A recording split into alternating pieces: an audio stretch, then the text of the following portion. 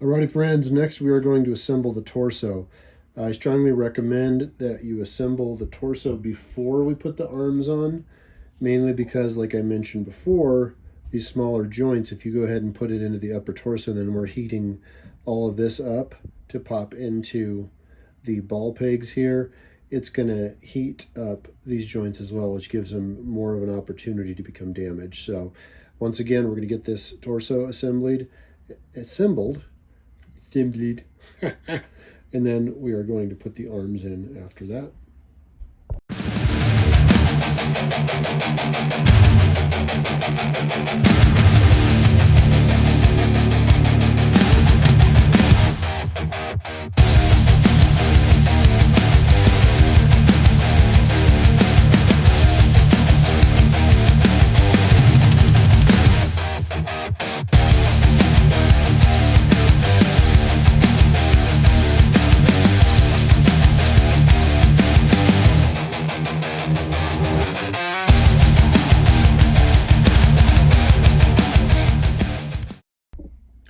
Okay, next we're going to put the hips on.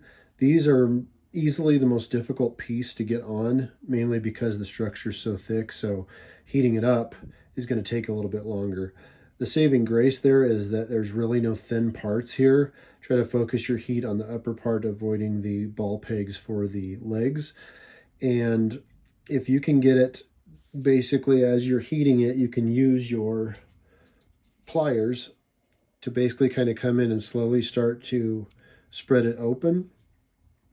And that's going to help once we go to slip in the upper torso. If you get it on there and you notice we still have a little bit of a gap, not a worry. Once again, what I recommend is we're going to heat that up. Excuse me.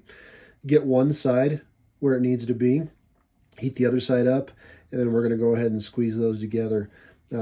Definitely takes a little bit of force, but we really should see nothing more than that once this is together. If you still see a little bit of the peg sticking through there, then we still have some work to do to get that thing shut. All right, so let's heat this bad boy up and get it on.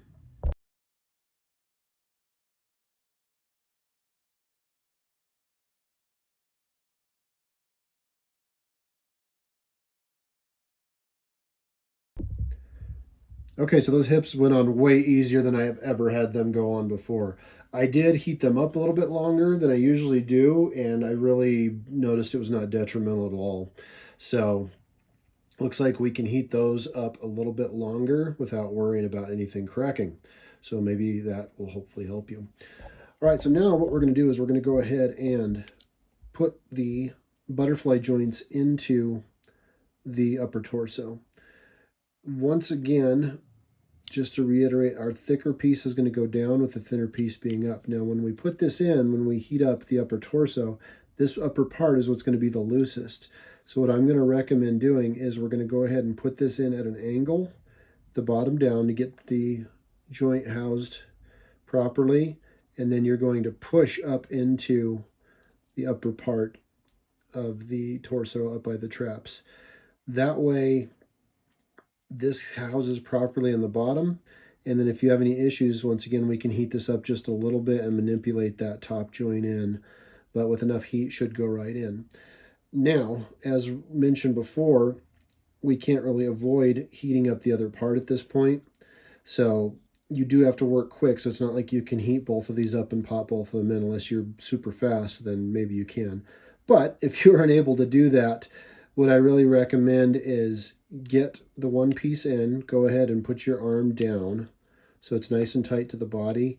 And then when you're heating this, try to heat at an angle to where it's heating away from this arm, so we're not getting too much heat over on this joint. If it does happen to heat up, hey, no worries. Just be absolutely sure you don't move it at all, because that little shoulder peg will break and then we will have to start over. All right, let's get these in.